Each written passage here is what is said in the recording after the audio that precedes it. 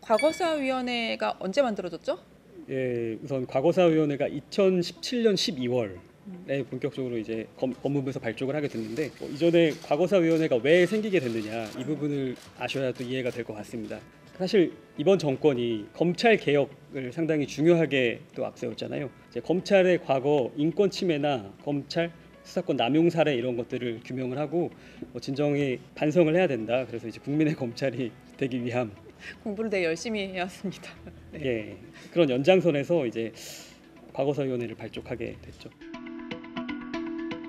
총 17건인데요. 이제 여기 보면은 1차 때 선정된 게 여기 나온 12건이고 그다음에 이제 5건의 사건이 4월에 더 선정이 됐습니다. 이제 그 중에서 주로 이제 그 장자연 리스트나 용산 참사 같은 경우에가 이제 2차 조사 때 선정이 됐고 그리고 정현주 전 KBS 사장의 배임 관련된 건 이제 그런 것들을 해서 5건이 추가적으로 선정이 됐습니다.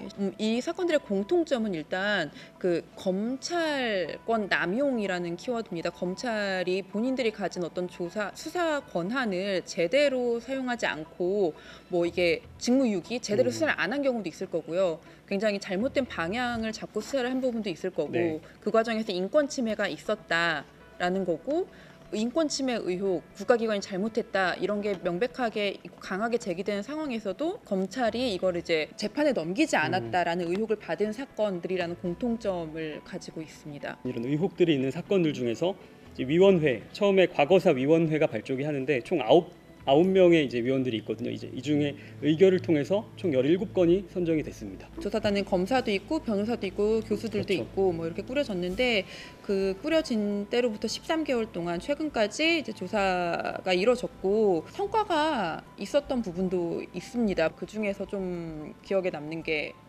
있으신가요? 이게 검찰총장이 처음으로 나와서 직접 사과를 했던 사건이 기억에 남는데 그 다들 많이 기억하실 걸로 알고 있는데 형제복지원 사건에서 무죄를 선고받았던 그 형제복지원 원장에 대해서 이제 검찰총장의 사과를 했습니다.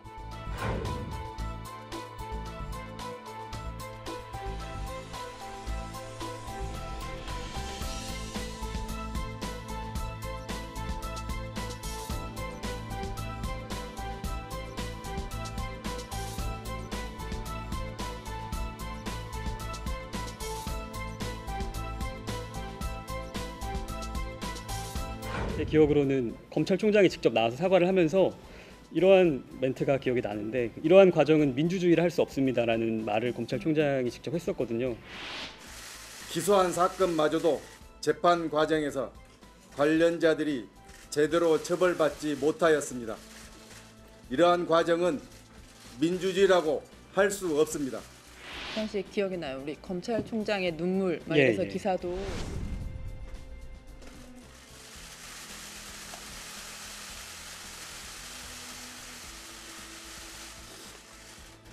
검찰총장만 그 대법원에 재판이 잘못됐으니 다시 재판해달라고 비상상고라는 걸 할 수 있어요. 그것을 비상상고를 해라라고 권고를 했고 그걸 검찰이 받아들여서 비상상고도 하고 뭐 이제 사과도 하고 예.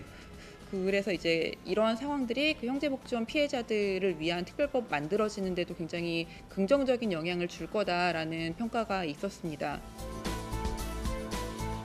사실은 그 과거사위원회의 목적이 아까 설명해줬듯이 검찰이 제대로 그때 했느냐 안 예. 했느냐인 거잖아요. 그래서 검사들에 대해서도 수사가 필요하다라는 의견을 낸 사건도 있습니다. 어떤 거죠? 네, 그 이명박 정부 당시에 민간인 사찰 관련했던 부분에 있어서 그때 당시에 수사의 스모킹건이 될 수 있는 USB의 행방을 두고서 당시에 수사팀이나 뭐 퇴임하신 분들 사이에서 또 논란이 있었고요. 조사단의 판단은 그런 거죠. 그 당시에 이 증거물의 관리를 소홀히 했다 혹은 고의로 누군가가 손을 써서 없어졌다라는 의심이 있다라는 판단을 한 거고요. 아마 검찰에 대한 어떤 직접적인 수사 필요성을 밝혔던 몇 안 되는 사건으로 제가 기억을 하는데요. 수사단이라는 명칭이 아니라 조사단이라는 명칭에서 알 수 있는 게 물론 파견 검사가 있긴 한데 그러니까 직위는 검사지만 직무 같은 경우에는 수사가 아니라 현재 조사로 이루어지고 있거든요. 이 근거 규정이 법률이 아니라도 훈령으로 이어져 있고 이제 이 말인즉슨 강제 수사권이 없다는 말인데요. 보통 이제 수사를 하게 되면 압수수색도 하게 되고 통화 기록도 보게 되고 어떤 계좌도 돈이 까보고 불러서 억지로 불러가지고 이제 그렇게 돼야 어떤 실체들이 조금씩 이제 뚜렷하게 됐는데 그럴 권한이 없다는 게 좀 명백한 한계인 것 같습니다. 저희가 또 기사 많이 쓴 것 중에 하나가 외압 논란인데 예. 그 나라 슈퍼 그러니까 삼례 예. 3인조라고 하면은 재심, 아실 텐데 예, 예. 예.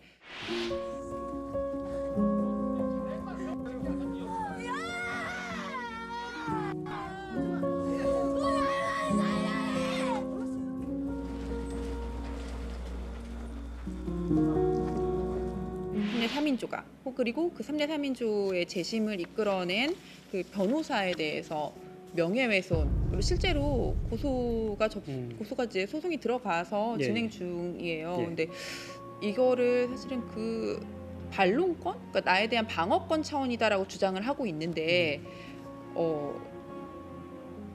이 실제로 소송을 당한 분들은 이제 그렇게 얘기를 하더라고요. 당시에 수사를 잘 못해서 이런 고초를 겪게 했으면 그거에 대해서 미안한 마음을 가져야 할 텐데 이런 조사 내용을 밝힌 것에 대해서 아니면 조사에 참여하고 있는 거에 대해서 그런 식의 문제 제기를 하는 것이 참 부적절하다라는 그렇죠. 얘기를 또 압력이 하더라고요. 될 수 있는 네. 부분이고 이게 그 법무부 훈령이 그러니까 근거가 법이 아니라 이제 훈령이라고 말씀드렸는데 그 검찰 과거사위 규정을 보면 어떤 최종 조사 결과에 대해서 이렇게 피조사자가 어떤 이의를 제기할 수 있도록 된 그런 절차나 조항이 없거든요. 그래서 그런 부분에서 또 이런 문제들이 나오는 게 아닌가 싶습니다.